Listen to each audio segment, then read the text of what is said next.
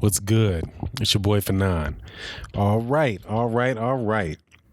Tyson Fury and Deontay Wilder.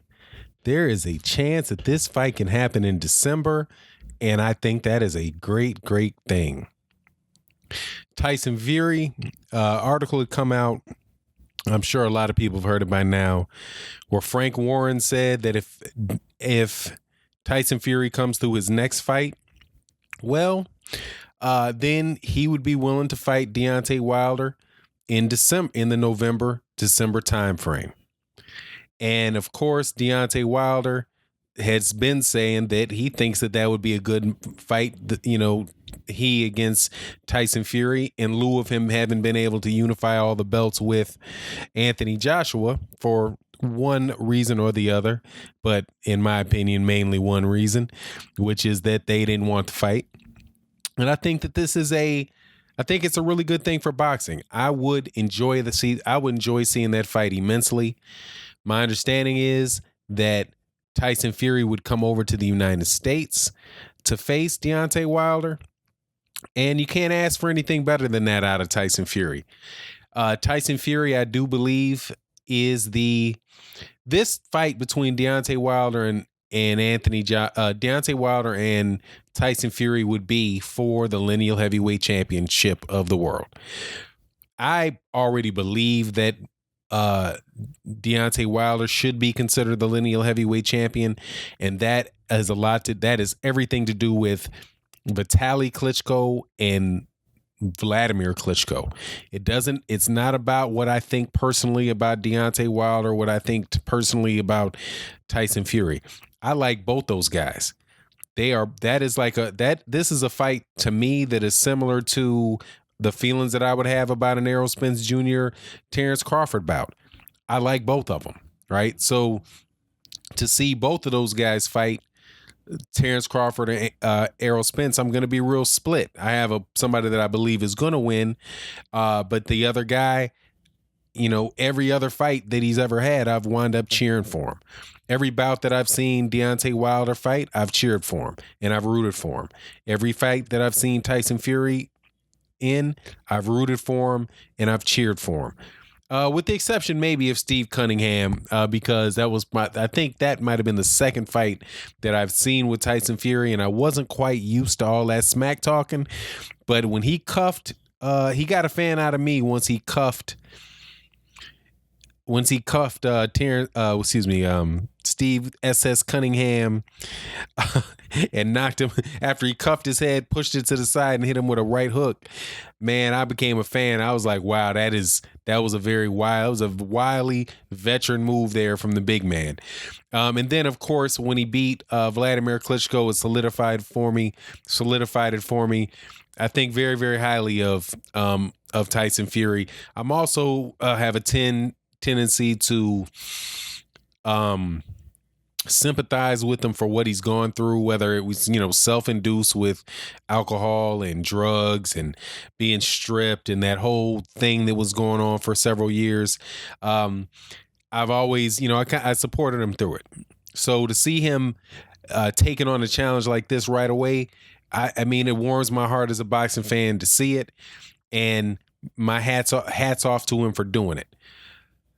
I like this fight to be won by Deontay Wilder, though.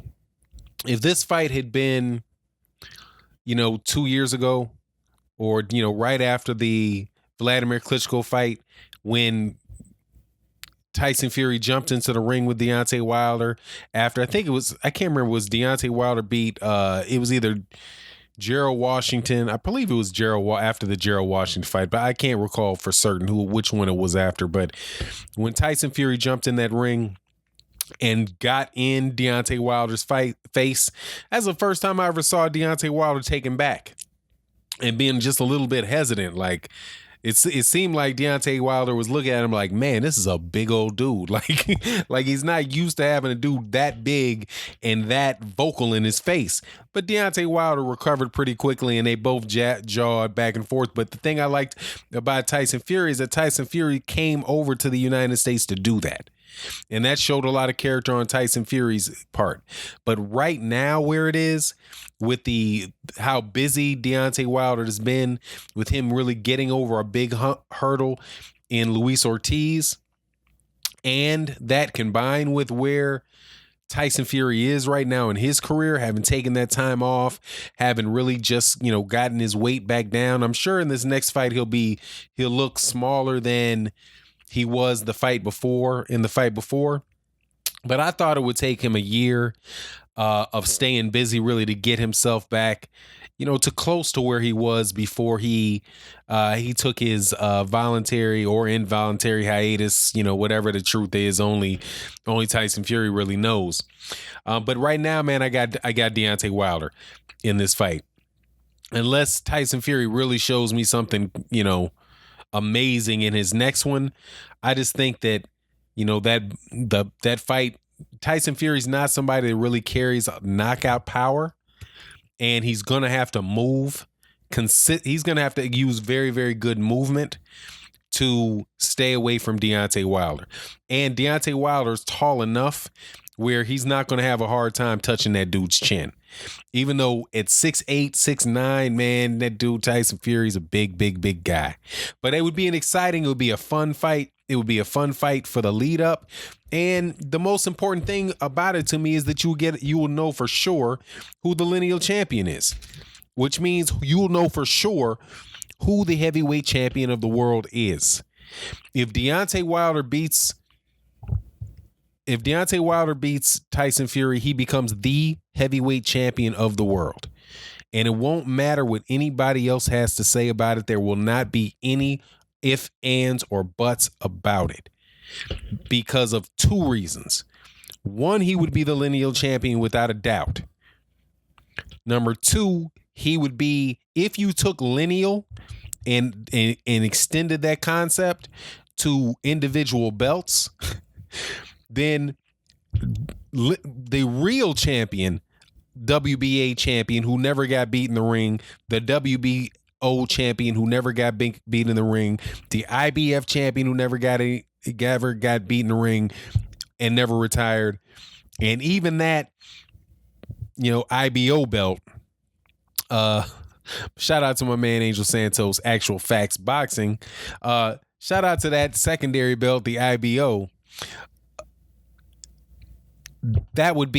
Those are all Tyson Fury's belts. Those aren't Anthony Joshua's belts. Anthony Joshua just holds the belts that that Tyson Fury let go, but he didn't beat him in the ring to get him. So that's still hanging over his head. But if Deontay Wilder beats him, then all that is his. All of it is his. The lineal championship's his. All the and I know I'm doing one off type of thing. The true WBA champion, WBCO champion, IBF champion, and IBO champion will be named Bomb Squad. And that's just what it is. And I love how and you know what's happening. I don't know this for sure, but this is what I suspect's happening. They paying that boy some good money to come over here to the United States. Billy Joe Saunders just is going to come to the United States and fight against Demetrius Andrade. What I heard was in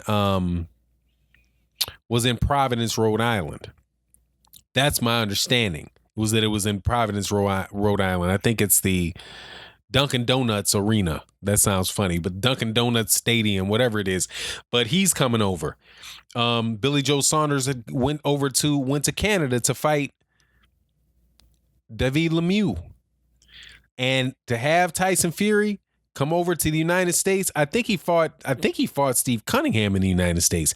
But to have him come over to the United States, to the Barclays Center, and fight Deontay Wilder, man, that would be a heck of a show and a good way to trump what Matchroom Boxing is trying to do to him.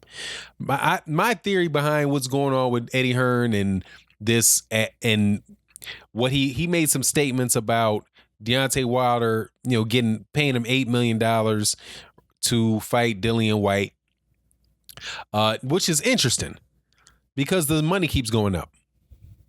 For all this making mistakes that Deontay Wilder is supposed to hit done by not showing up, not showing up to the press conference, or not the press conference, the fight, to cover the fight for Joseph Parker, Anthony Joshua. Now on to him passing up, career high paydays to fight Dillian White for $5 million. Now the number's up to $8 million. What's that about? Why does the number keep going up? Why didn't he offer him $8 million before? That's because Deontay Wilder's name is on the rise. And if Deontay Wilder beats Tyson Fury, and if he knocks out Tyson Fury, oh man, it's game set match. There is no, in the UK, there will be no call for anybody other than Deontay Wilder to fight Anthony Joshua. And by the way, though, Alexander Usyk, I think, is trying to get in line to fight. Line to fight Anthony Joshua as well. So anyway, but it is what it is, man. But if Tyson Fury wins, then Tyson Fury, same thing applies to Tyson Fury. If Tyson Fury beats Deontay Wilder, then Tyson Fury is the unified, undisputed lineal heavyweight champion of the world, and he is the man in boxing. The man. Deontay Wilder's the man because he would have beaten the man that beat the man. He beat the man that took all of Vladimir Klitschko's belts, not the 41-year-old who already lost them. But it is what it is, man, and I'm happy about this. I hope this gets made because I'm a big Tyson Fury fan. I'm a big Deontay Wilder fan. I'll be anxious for what would happen in this fight. It's kind of feeling like that, like the way that I feel about other fights.